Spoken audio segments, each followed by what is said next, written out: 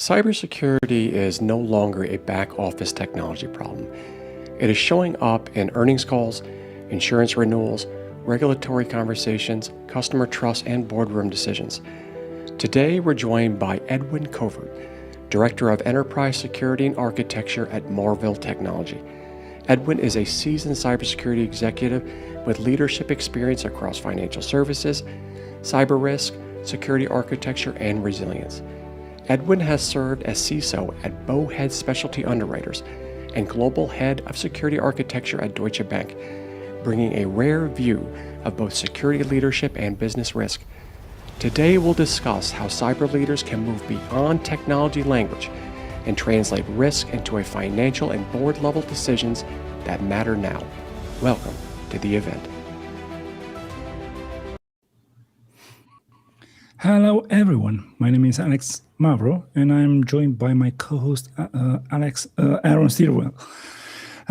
Thank you. I'll be Alex too. Alex, it's okay. I just got to change my name on it. Yeah, thank you, Aaron over there. Thank you, Edwin, for joining us today. Of course, I would like to address one question. Could you introduce yourself and walk us through the experience that shaped how you think about cybersecurity and business risk? Sure. I am very pleased to be here on this. For me, it's Monday morning here in the West Coast, the best coast, as they say. So I am, as you said in the intro, the Director of Enterprise Security Architecture and Strategy for Marvell Technologies. It's a very fancy title to essentially say, how does business needs align to risk and security? But where this comes from, in my mind, this sort of the defining moment is when I came to Deutsche Bank back in probably 10 years ago, so 2016, really diving into security as a business enablement function and not just as a cost center. So we're going deep into things like SAPSA, which is the Sherwood Applied Business Security Architecture. So to that, I have to thank John Sherwood, who recently passed away a couple of years ago, David Linus, who organizes is sort of a driving force around SAPSA. But SAPSA allowed me to start putting a framework and a thought process to what the business wants down to actual controls. Right? So no longer do I start thinking in terms of, oh, you need a firewall. No, now the question in my mind is, well, what business purpose is being served by implementing that firewall? Right? In other words, why do you need the firewall, not do you need it? So it's a way of reframing, and it just sort of shaped my thought process. And from there, went down rabbit holes in risk management and quantification of risk and how we think about risk and putting in business terms. And it's been a while, 10 years, so really enjoy it. Thank you. Before Marvell, you served as a global head of security architecture at Deutsche Bank and as CISO at Bowhead Specialty Underwriters. Please correct me if I'm wrong over here. You're correct. I was also the CISO role was the secondary function. My primary function at Bowhead was head of risk engineering, head of cyber risk. Okay. How did sitting on the underwriting side of cyber risk change, and how you approach it now as a practitioner? It was fascinating to be involved in the insurance space. I first of all, I really enjoyed it. I learned a lot with just the insurance ecosphere. They think about risk much differently than cyber people do. And granted, they have actuarial tables and things like that, and they can predict things that are reasonably accurate. We don't necessarily have those actuarial tables and some of those tools in cyber yet, but we're getting there. But what it allowed me to do is when we were reviewing companies for policies, I think I did 2,000 reviews in a year, 1,700 reviews in a year. It allowed me to start seeing macro level sort of risk, being able to boil down risk, cyber programs. Essentially, my job was to evaluate maturity of program for a company that wanted a cyber policy. Really into sort of 5 basic components, right? So can you tell me what's on your network? Right. It's a very easy question, but if you start decomposing it, what devices, what applications, what data, all that stuff, right? Do you have that? Do you have that entire set, inventory? Right? All right. Question number 2 was, do you know who's on your network?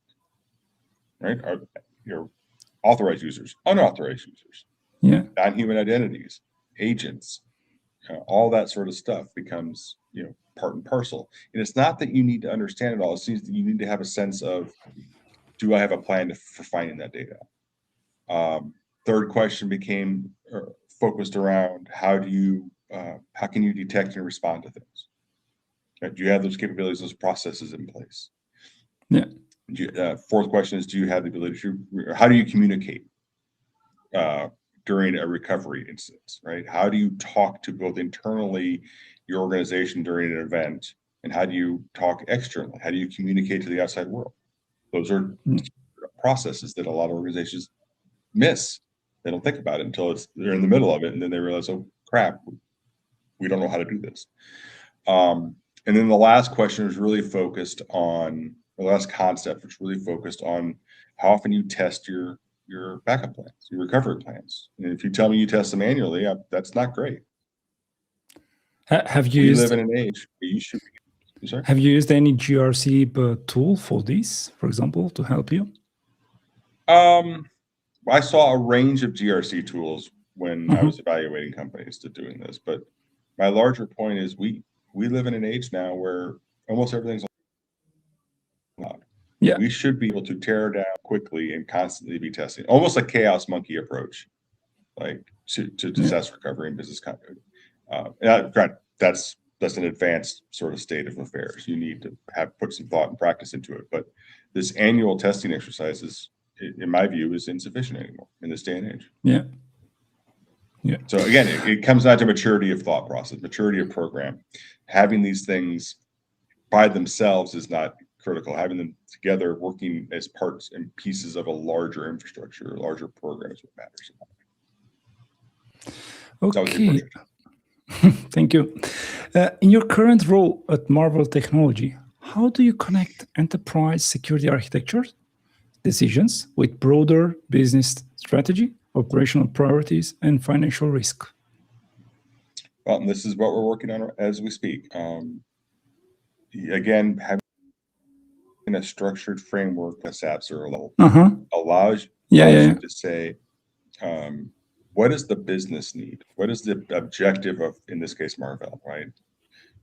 I'm not speaking out of turn, but they want to be heavily involved in the creation of silicon design, things like that. It's in there. It's an RK.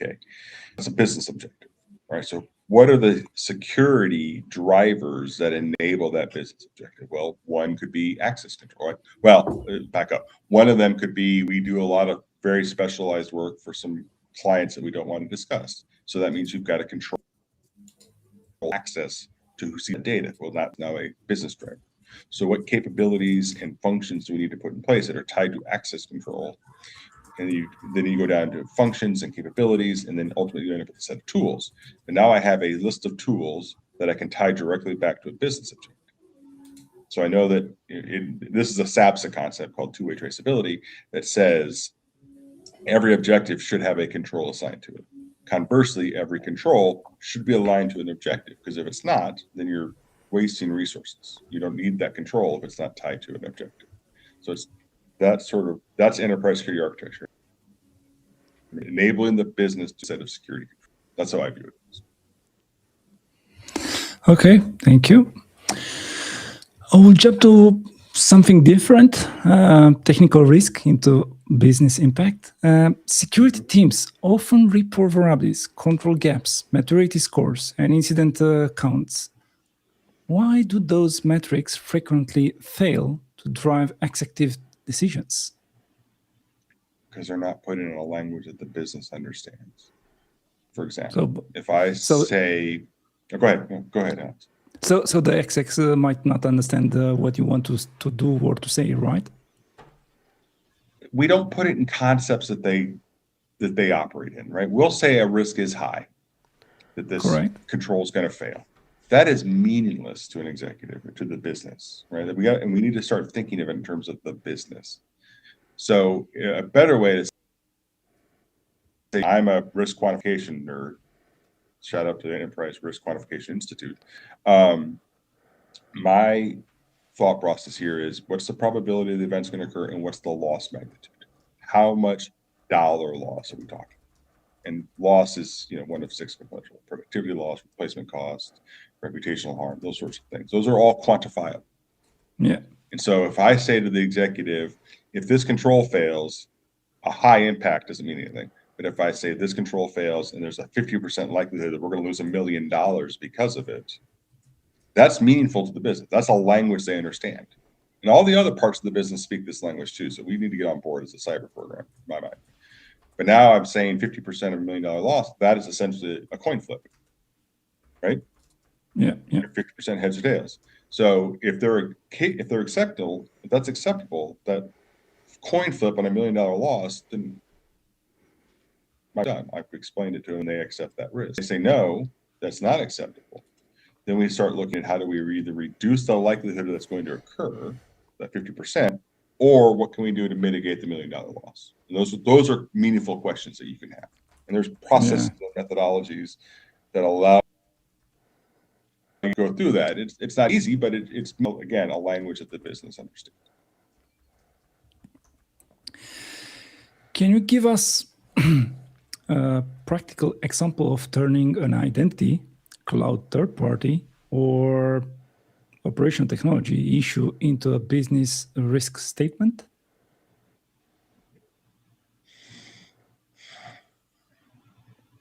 Yeah, Good so I'm question, thinking, I suppose. yeah, it is a good question. I'm trying to find a good example. So, I mean, a risk statement talks about what effect it's going to have on the thing that you care about, in this case,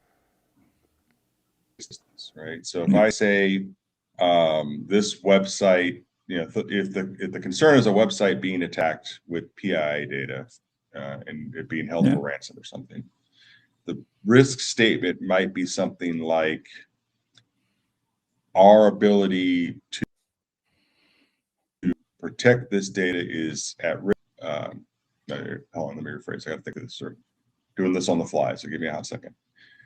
Our ability to protect the reputation of our organization is at risk because we did not put this control in place. So, reputation, consumer confidence, there's productivity loss and replacement costs. Those are all, so again, you're putting it in terms that the business understands. Okay, thank you. May not be the best example, but it's what pops off the top of my head. It's okay, no worries. And I'm only on coffee cup number 1, so. No Hey, worries. we could always take a break and go number 2. It's all right. There's no rush here. I have a last question, and then I'll pass to Aaron. You build models used to help price cyber risk for an insurer. Where does that level of rigor break down when applied inside a single enterprise rather than across a large portfolio of policy holders?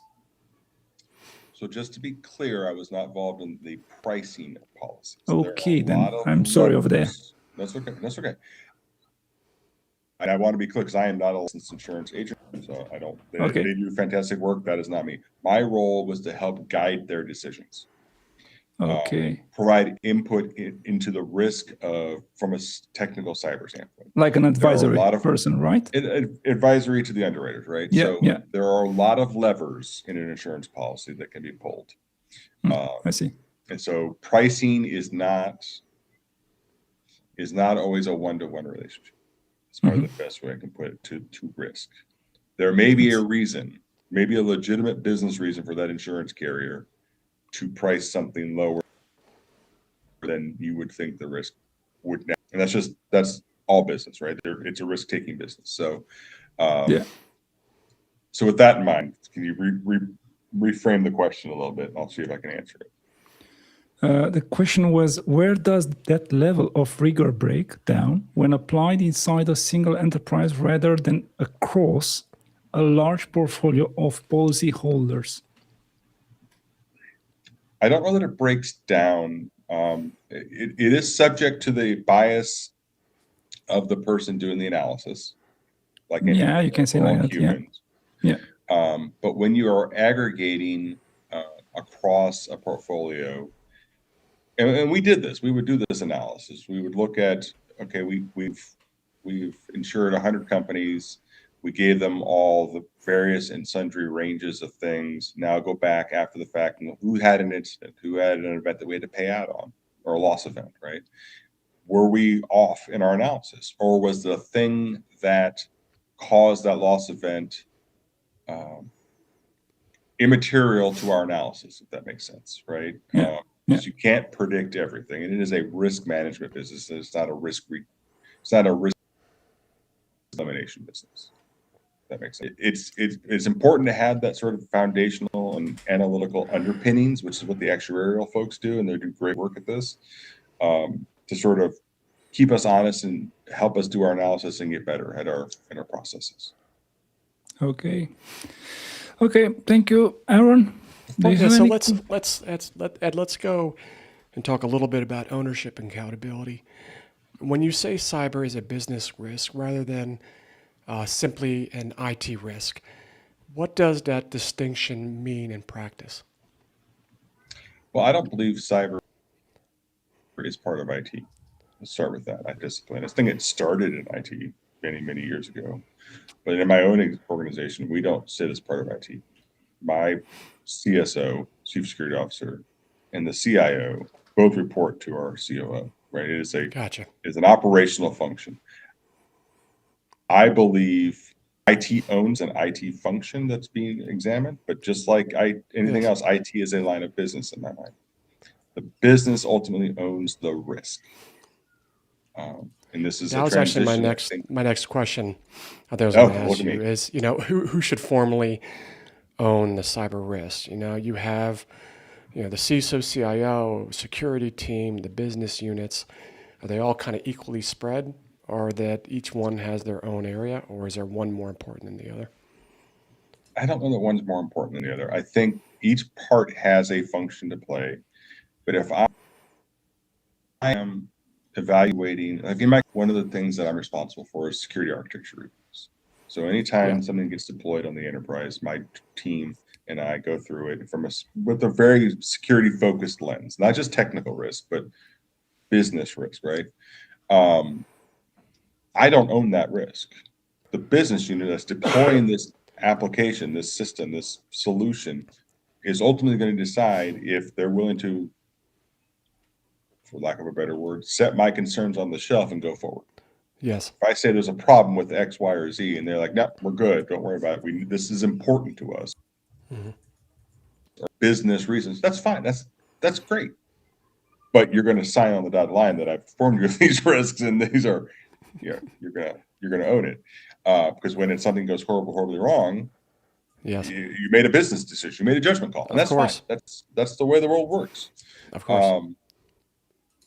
But I don't own that risk. Now, if it's a cyber, right? If I'm rolling out a solution on my end, right? It's going to enable my team to do better work. That is a risk I own because I'm essentially the line of business there.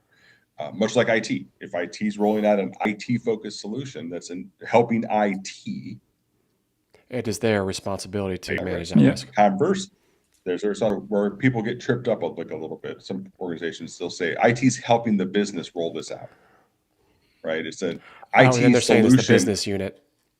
And they're saying the IT owns that risk because IT rolled it out. They rolled it out on behalf of the business. That makes sense. And so that distinction sometimes gets lost in a process. It's a learning exercise for all of us. So, but ultimately, the business, whoever owns the solution, owns the risk. Ed, let's switch a little bit now to a little bit about architecture. We'll talk about technical debt and a little bit about supply chain risk, right? So security architecture is kind of often viewed as a technical design function. How do you demonstrate that architecture decisions are also business and risk decisions also? Well, I think it comes back to, let's go back to the beginning of the conversation. We talked about SABSA, right? SABSA is stands for the Sherwood Applied Business. Tying your architectural decisions back to business need is how you create that linkage. Yes, there are technical architectures, there are solution architectures. Solution architectures tend to be very technically focused, and that's exactly what they should be. But they should be part of or conform to a larger enterprise security reference architecture for a solution. Does that make sense, right? Yes.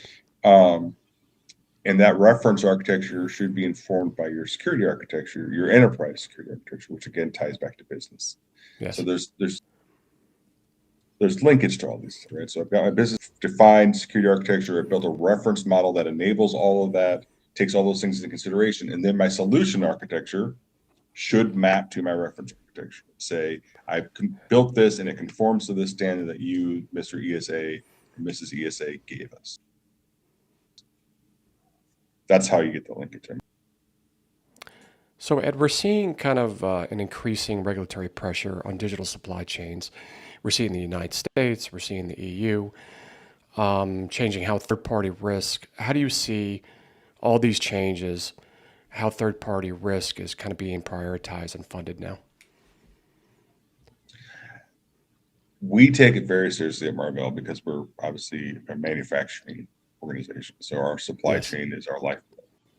Mm-hmm. I think there's growing understanding that we're all in this together. Martin Luther King quote that I have on my desk that says, "We all may have come in separate boats, but we're all rowing in the same direction now," right? And that's essentially, granted, he's applying it to a much more important concept of civil rights, but that sort of sticks in my mind about supply chain, right? Yes. So we're all, the nexus of our supply chain in Marvell to be fully cognizant of all the parts and pieces that make up that supply chain and having an understanding of where one part fails 3 layers down. How's that going to impact our resiliency? How's that going to impact our ability to do something? And that's a great point. That's actually So kind of right to my next question was, how should an organization evaluate a critical supplier that has privileged access or support to the business? And I guess you were kind of walking right into that. Yeah, it's understanding where those connection points are and what value does this supplier have to my ability. And this idea of resiliency. So I had a boss many years ago, Richard Hale, who was the deputy CIO for cyber. Basically, he was the CISO before there was a CISO at the Department of Defense. And the question here was ensure that the warfighter system, the Department of Defense system, can be resilient in the face of a determined and persistent adversary, right? How can it operate in the face of a determined and persistent adversary? And so that sparks this idea of resiliency. We know it's going to come, which is, it's not a matter of if, it's a matter of when. It's operationalizing that and thinking through, okay, if this system is critical, this function is critical to my business or my organization, what are all the parts and pieces that make up it? I.e., what are those systems? What are the applications? What are the assets? What are the vendors and suppliers? All like they actually have importance. And going back to, you can only go back so far. Yes. 5 layers back is probably a bit of overkill, but you have to start thinking through what happens if one of those goes down. Do I lose an asset? Do I lose a location? Do I lose a supplier? What are the upstream of that failure? And so that's resiliency thinking, and that's what we're really heading towards in the industry. It's a risk management function now. So my next question: how do you prioritize kind of architecture improvements when organizations has years of technical debt that cannot fix everything at once? If I knew the answer to that, I'd be a rich man. It is. I know, man. We're kind of throwing some hard ones. I'm sorry at you, but That's okay. No, that's okay. I mean, it's solving technical debt is probably one of the most challenging problems that we have. We have a lot of, unless you're brand spanking new as an organization, you're going to have technical debt. yes. And trying to, it requires working with IT, it requires working with the business. What risk are they willing to, what costs are they willing to occur to reduce that risk, right? That means Yes. systems that can't be patched. I mean, we operate some systems now. Well, let me back up. I have worked in environments, particularly in the government side. I remember walking into an organization, big scientific type organization in the federal government, and we're running Windows NT4 on these systems. This is well after NT4 had been retired. And they said, we said, this needs to go. It can't be patched. Why is this even online? And they're like, oh, no, that's an experiment we've been running for the past 50 They're like, don't touch it, please. years. Yep. You can't touch it. Okay, so then you got to start thinking through what are the other mitigating controls you can put, compensating controls you can put. Can I segment it off? Can I limit access to it in some other way? Can I, look, all those questions become part of how you solve the technical potential damage that you can't fix something that you have to own. That's only one, of course, one part piece of technical debt. Maintaining it as a whole, cost center too. That reminds me of the days in the OT when you're talking to a process control engineer who's managing a PLC or a DCS with systems that are, 20 years old. And they're telling the IT people, don't ever touch it, don't patch it, don't do anything to affect the system, And it was a system that obviously had massive amount of vulnerabilities, but it's something that was part of the production line that can never be touched. So that power went out for 20 million people or some nonsense, right? I mean, it was that kind of thing. And it's now I am of the belief, this is my personal opinion, that OT systems should never be on the internet, period, full stop. Now, somebody made a business decision that is easier and more cost effective to put them on the internet instead of sending somebody out to. I get that, but that is a decision that we're now dealing with the ramifications on. I don't know. Tech debt is. I don't know. Maybe I should write a book about how to solve tech debt and make us all rich. What do you think? Dude, we would love to have you back on. You could talk about it. We have a lot of authors on, and I love talking about it. Actually, we do have a question online. Okay. I'm going to post it up here real quick, and then what I'll do is I'll next go to Alex, who's going to talk about. Actually, Alex, you want to talk about what boards actually need? I'll kind of walk into that, but let's see. Let's show this one real quick. You see it pop up on the screen. Can you see that? Mm-hmm. How do you answer the board question, which is the expected ROI for security? Yeah, that's your thank you. So there is a way to do it. There's a process called FAIR, Factor Analysis of Information Risk, which is the process of doing risk quantification. Evolution of that is something Jack Jones has put out called FAIR CAM, Control Analytics Module, I think is what the M stands for. So Jack, don't shoot me if I get that wrong. But essentially what it allows you to do is through a sort of structured process, think through what is the return on risk reduction by implementing a control, which is essentially the return on investment. So if I have a risk that I've defined as it's going to cost me $1 million, I want to reduce that risk.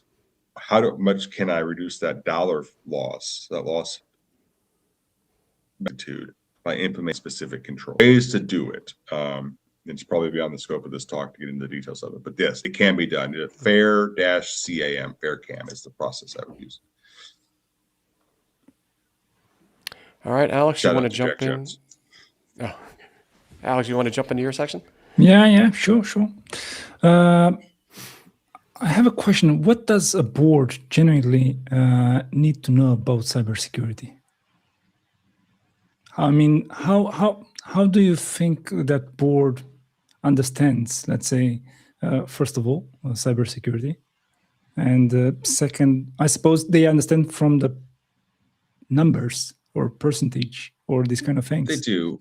So there a number of years ago, right, we decided that boards needed a financial expert or qualified financial executive, right, QFE. Yeah. To be on, to understand the numbers. It's an outgrowth of Sarbanes-Oxley. There's a movement, Bob Zukas is championing it, to do the same thing for technology, digital technology executive. Full fairness, qualified technology executive I'm one of them. To have people on boards who understand, or at least can ask the right questions, ask the smart questions about cyber and tech and things of that nature. Yeah. And a lot of times, because where cyber sits in some organizations, cyber gets sort of shuffled under the IT function. So the CISO never really gets present her vision to the board, or it's filtered through the CIO. I think boards need to start asking exposure questions. Yeah. And in the CISO, she needs to respond in the language that the board understands, which again, dollars and cents. And that enables, one, you stop having questions where the board's eyes glaze over when you start talking about vulnerability management, things like that. Now you're talking about things that they understand, which is what's our loss exposure should this event to happen. And then what can we do to mitigate it, right? So those are the more important questions I think the board tends to care about. Yeah, and do you think the CISO should be under the CIO or should be under the Chief Risk Officer or CFO or CEO? How do you see? I will put the CISO under anybody but the CIO. I think that's a horrible organizational structure. I think the incentives are off. Because if you think about it, the CIO's job is to enable business to move faster, right? Yeah. That's part of the CISO's job, but the CISO's job is to do it in a way that fundamentally secures the business. And sometimes, so you end up with cross connects and incentives. I think the CISO and the CIO should be peers. You can put it under a chief risk officer. We sit under the COO, which I think is fabulous as well. When I was the CISO at Bowhead, I sat under the COO. A lot of organizations don't have a chief risk officer, which is why yeah, correct.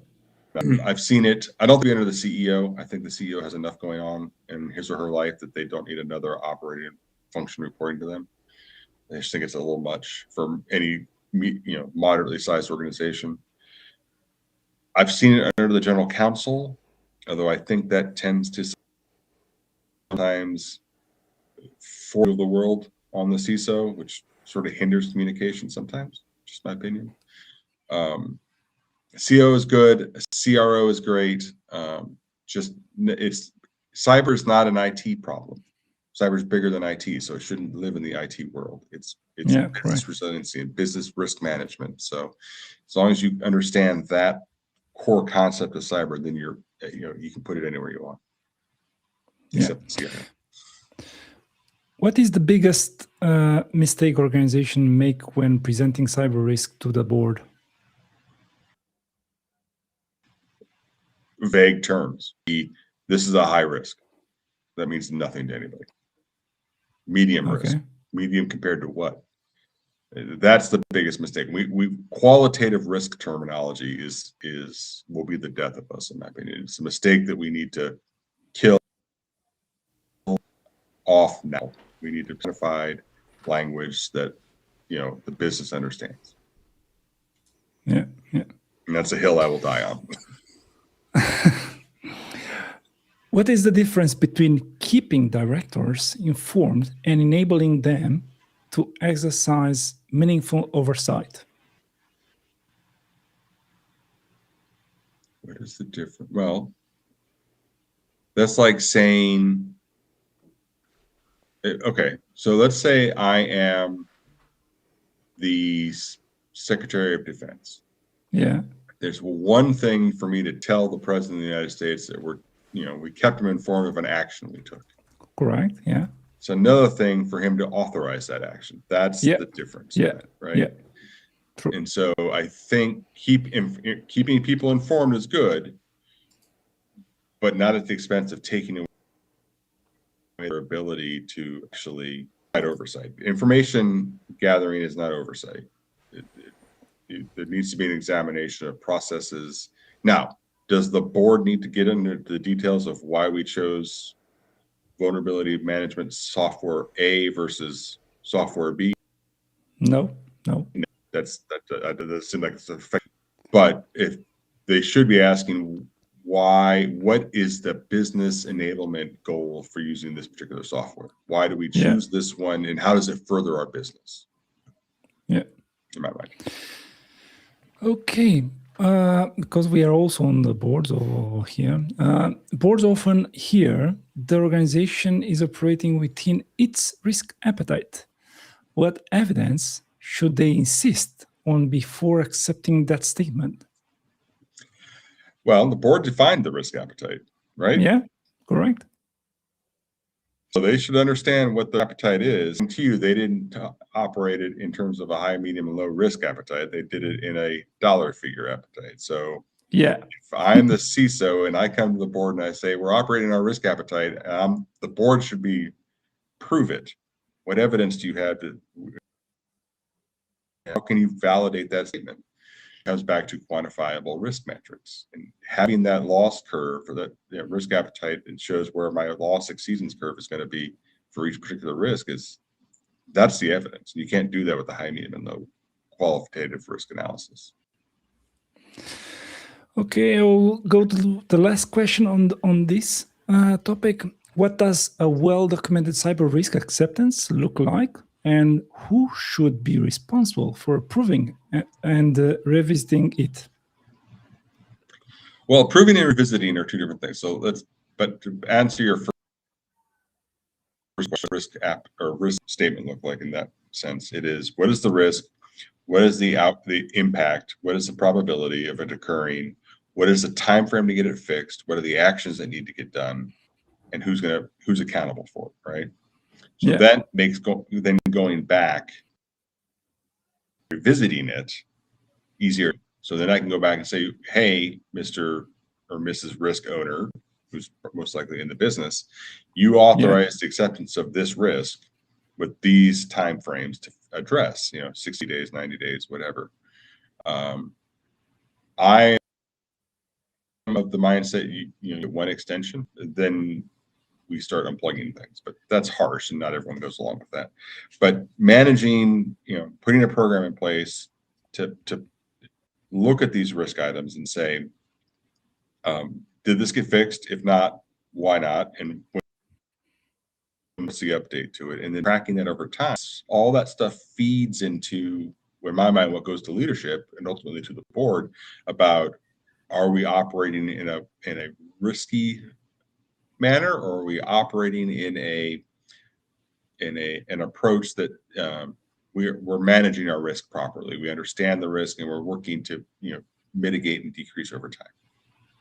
Yeah, because everyone wants to hear about the AI. We'll go to the next. We're not talking about AI again, Alex, are we? It took us 38 minutes to get to AI. I love it. That's a record. Oh no, here we go again. Aaron? I'm telling you, me and Alex have been talking about AI for the past 3 years now. Yeah. We love it, but yeah. But let's cover a little bit AI. But we'll talk about AI risk and kind of board oversight, which you could provide much better insight into kind of that specific topic. Boards are being kind of encouraged to develop a baseline level of AI literacy and understanding, where AI is kind of being used across the business, obviously what we're seeing, right? Are boards actually building that knowledge, or is this still mostly aspirational? I don't know if I want to say, the optimist in me says that they are moving ahead with gaining their knowledge. But even in my own organization, the pace of change because of AI and the pace of deployment of AI is so fast. Yes. That I don't know if it's realistic for board members to be specialists in AI. I mean, there are very few people in the world that I know that I would consider specialists in AI, and we do this for a living. AI security, I should say. Because that pace is changing, I think there's some foundational things that don't change, like the understanding of, how your attack surface expanding with agentic AI and multi-agentic systems. The threats are different, but they're the same, but more. What's the word I'm looking for? They're more advanced, and they're like, instead of a risk like this, it's now like this and bigger. That makes sense. So I think the boards are trying. I don't want to discourage them from continuing to do that because I think it's important. I don't know if there will be a point where they can keep pace with the technology. That's the challenge, I think. And maybe it's too much to ask them. I know it's a tough question, but it's a good answer. So my next one is there seems to be kind of like two conversations happening at once here. There's, adversaries are using AI to attack faster, and then businesses obviously deploying AI faster than they have to be able to secure it, right? Our boards seem to distinguishing between these two risks that you see. In my experience, I think they are. I think they're smarter than we get. Doesn't mean they're not swayed by the same things that we see in the news all the time, right? I mean, I can't scroll through LinkedIn without, every 10 seconds somebody telling me that, this is the next AI threat. And it's usually somebody trying to sell something, which they're susceptible to. But I think they're smart enough to make that distinction. AI to help versus AI to, for good or for bad. At the end of the day, it's a tool. And I remember having a discussion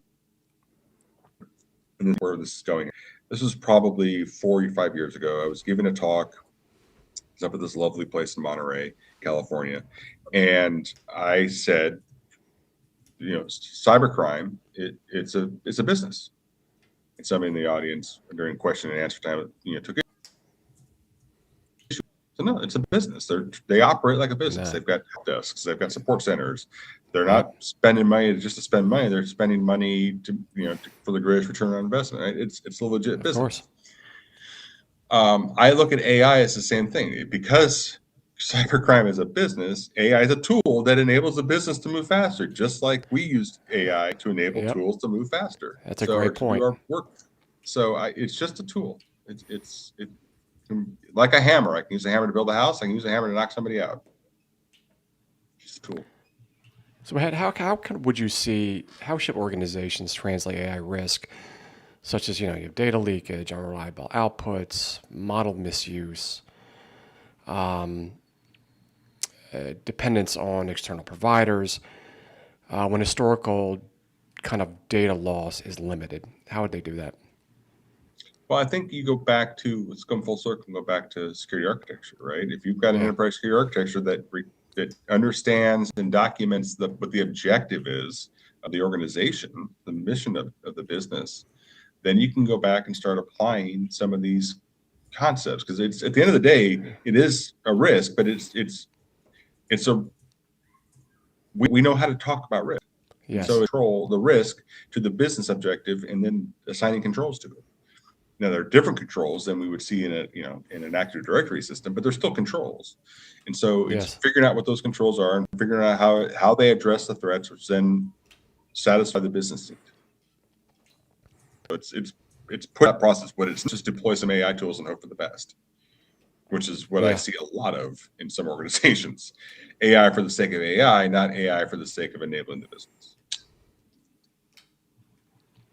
So what we'll do now is, Alex, let's cover a little bit about kind of working with the CFO and funding security, and I'd love to get your kind of thoughts on that too. Yeah, sure. What is the difference between asking for additional security funding and presenting leadership with a business investment decision? Well, one is just walking up to the CFO, your hand out. The other one is saying, we recommend that we invest X dollars in this solution because it's going to address the following things. And we can also eliminate 2 other tools that are duplicative and with this more advanced solution. So it's understanding the trade-offs. Yeah. Does that make sense? Yeah, true. What does a credible cybersecurity business case look like? So it's story of risk reduction. Put a business case together for literally a solution that I got approved last week to start developing. the giant part of the business case is what's the risk reduction story? How are we reducing risk to the business? And again, in terms of what the business cares about, in our case, it was faster time to market for our solutions. I mean, we wanted our architecture reviews to move faster, so we weren't holding the business up. So this is a solution that we're going to roll out that will enable faster time to market. That's a business objective. Yeah. Yeah. So I reduced their disadvantage, if you will. Do you think, or should cyber insurance influence security investments, or should it remain only one part of the broader risk strategy? I think it should remain a part of the broader risk reduction strategy. I don't think it should dictate everything. Okay. Investment insurance is a tool. It's a risk mitigation tool. Like, Yeah. you can accept a risk, you can manage it, you can transfer it. It's a strategy, but it's not the only strategy. It's a good strategy, and I think everyone should have it, but it is not the only strategy. And will save you some money. Maybe. Yes. Yeah. How should a CISO present multiple treatment options rather than giving leadership a simple choice between approving the preferred recommendation or accepting the risk? Again, I think it's how you frame the question. I tend to think of risks in probabilities and magnitudes. And so if you've got multiple options, present them in those terms. If I've got option A is a 20% likelihood of costing us $1 billion, but option B is reduces that to 10. It's again, language that the business understands. It's dollars and cents. It's not a binary choice. The business ultimately owns that decision. And so you give them as much information as they need to make that decision. Yeah. Do you think is the CISO responsibility to win the budget request or to ensure leadership makes an informed and accountable decision? I think it's the second part, informed and accountable decision. Yeah. Okay, Aaron, I will give you the You're going to hand me the last part. torch. Yeah. So Ed, this will be our last section before we go into the closing. But I still definitely want to leave enough time for you to talk about the company you're working with now. If you want to plug anything you're working on, we would love to hear it. So let's talk a little bit about disclosure and kind of accountability, right? And who should participate in determining whether a cyber incident is material? Everyone is the short answer. It's not a cyber call to make. It's finance. It's legal. If you're not making friends with your general counsel the first day you start, you're wasting an opportunity. It's operations. It's the business. It is IT.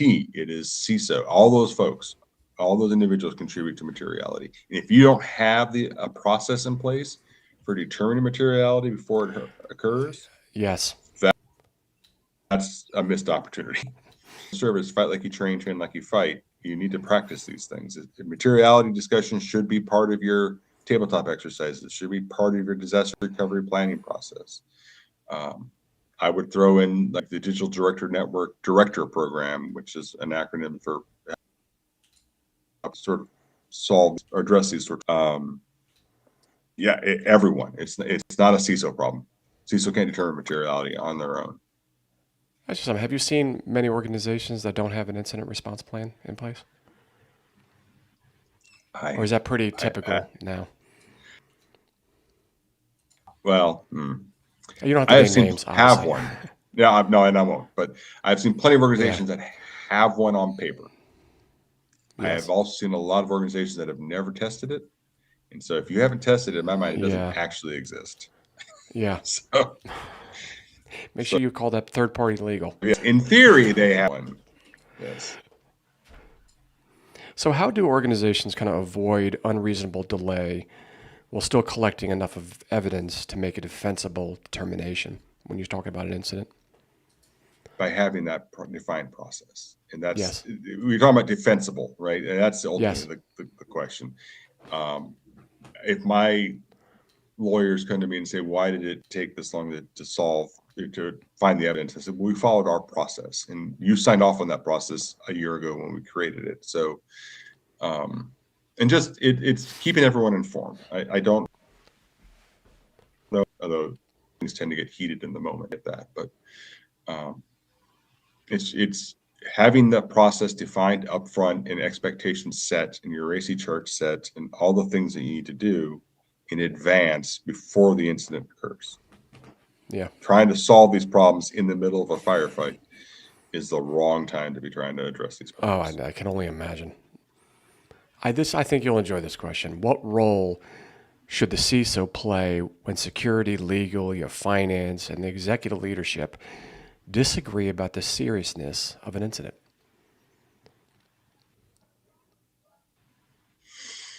It's a tough question. That is a tough question. It is a tough question. I think I would default back to my quantitative risk analysis efforts. I mean, ultimately, the CISO's job is to advise and inform on cyber risk, right? Yeah. Yeah. And so you give them in terms that the audience will understand, and then you let somebody in charge make the decision. And that's the only way you can do it. You fight for what you want, but at the end of the day, it's somebody's decision to make, and then you move forward smartly after that. Alex, my gut is when the chief counsel says, this is what's going to happen, this happens a lot of times. Yeah. Most of the cases. Especially in that process. And people are not going to disagree. I've been on the losing end of those discussions. I mean, as much as I love my general counsel, at a couple of companies I've worked at, it wasn't my call, and they made the call, and we all rogered up afterwards. And it's just the way the world works. Yeah, the way it works. You fight passionately for your position, and then you move forward. Exactly. It depends where you're working. If it's a banking, yeah. If it's a different profile, like automotive, it's different. Everywhere is different, 100%. Context, the organization structure matters. Context of the economic sector you're in matters. All these things matter. Yeah, exactly. And what I'll do, Ed, is ask one more question before we kind of go to closing, because it already is around, it's about 12:52, so we only got 8 minutes left. But what practical steps can CISOs take to protect the integrity of the process when disclosure language or risk reporting is being challenged? Wow, you gave me the toughest one at the end. Yes, I'm sorry. That's okay. That's okay. I should have told you before. These might be a little difficult. These are great questions, and it's wow. Okay, so at the end of the day, you are accountable to yourself for your own integrity. If something happens that causes you to question the integrity that you're being asked to perform,